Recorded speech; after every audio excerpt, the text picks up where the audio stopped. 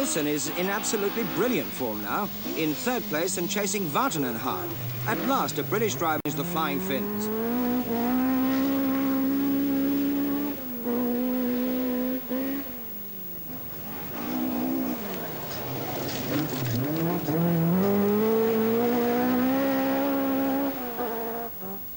Swede Per Eklund in the second works TR7 has had a troubled rally, and regretfully his car is doomed to engine failure.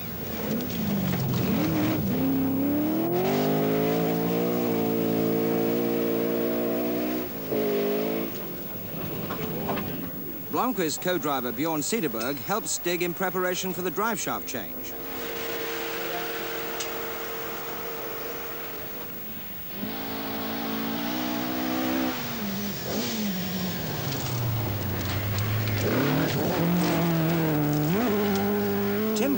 Former racer turned rallyist, has been going well, lying 8th at Edinburgh. But on the Craigvinian stage, where Blomqvist is in trouble, a puff of smoke from the John Taylor-managed Escort signifies disaster. And he coasts into the now popular parking bay, where Bjorn Cederberg is in a helpful mood. Well, we can park at least 3 more here. A rod through the block. We put a rod through the block by the looks of things. The oil pressure's been up and down all day. And unfortunately, just coming up the hill there, something's let go in the engine, and that's it, we're out.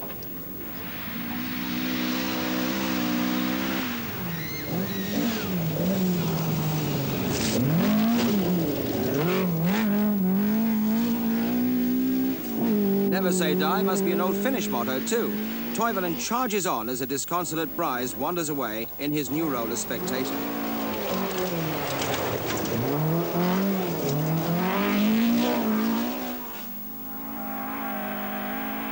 Meanwhile, ahead of all the drama, the leading crews are heading for the heart of the Highlands and the end of the first leg.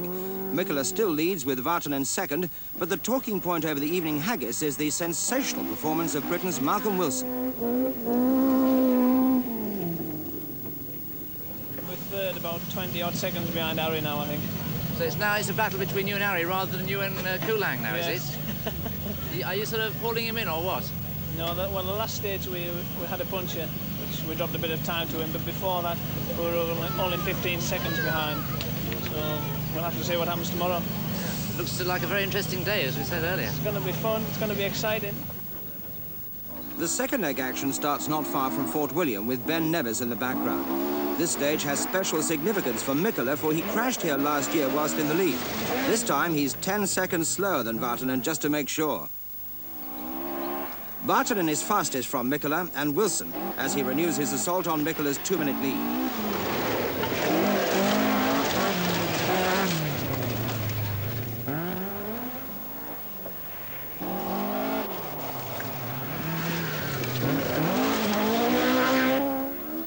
The inspired Wilson hurtles over the forest tracks in breathtaking speed. At last we have another Briton who looks capable of taking on the Finns in the way Roger Clark did. But tragedy lies ahead.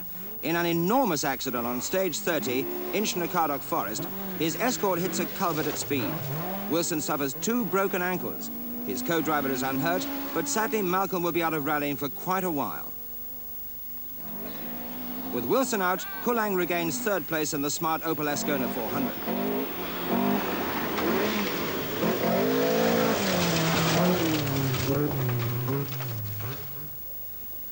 Pon goes into 4th place despite this puncture and earlier troubles. Remarkably persistent performance.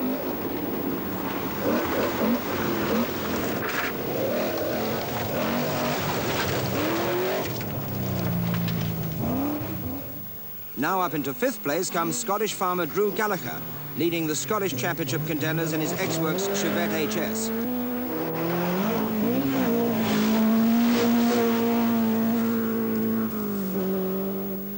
Worcestershire's Russell Brooks is now up to 6th, chasing Gallagher in his crinkled Talbot.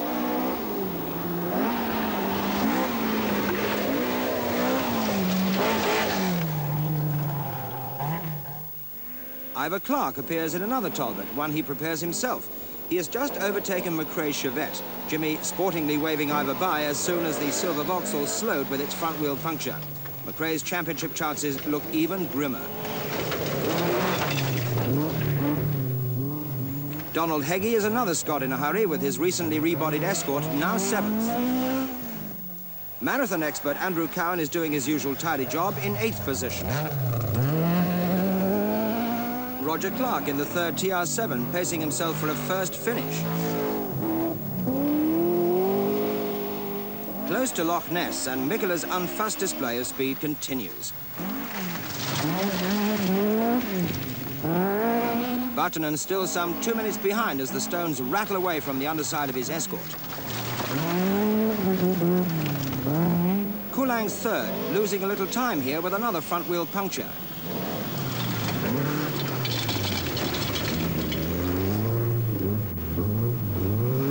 Pond is 4th and grappling sternly with the patriotically painted Triumph.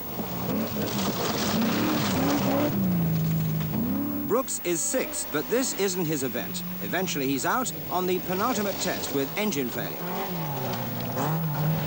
Clark too has his last-minute dramas, but this time he survives. Toivonen just never gives up trying. Up to 13th and still charging forward in fine style.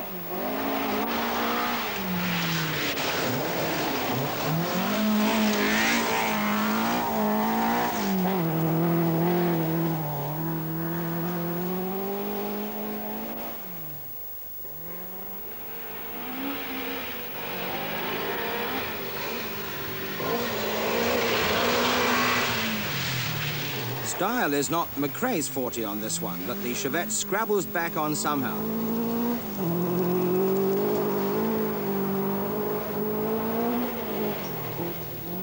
Privateer Ken Wood, driving an X-Works TR7, has even more trouble. Its spin is compounded by gear selection maladies.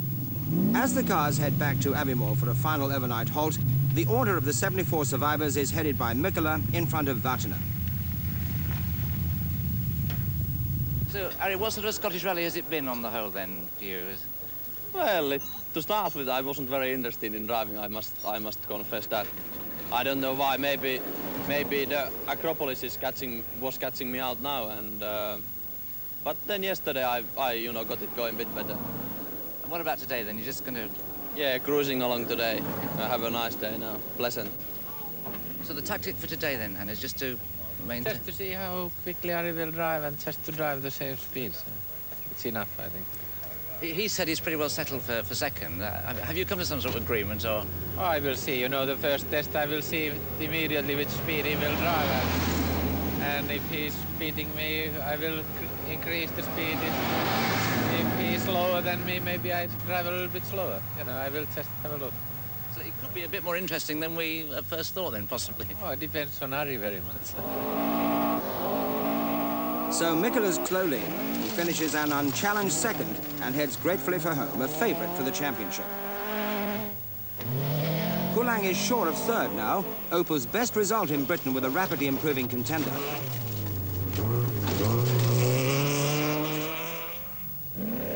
Pond is fourth, a good result after a brave drive in the 130-mile-an-hour Triumph.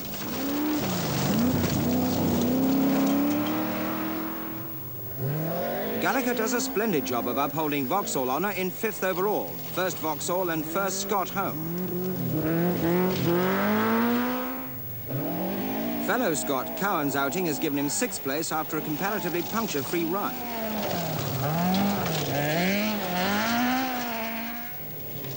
McRae's gallant drive against adversity brings him 7th in the latest HSR Chevette.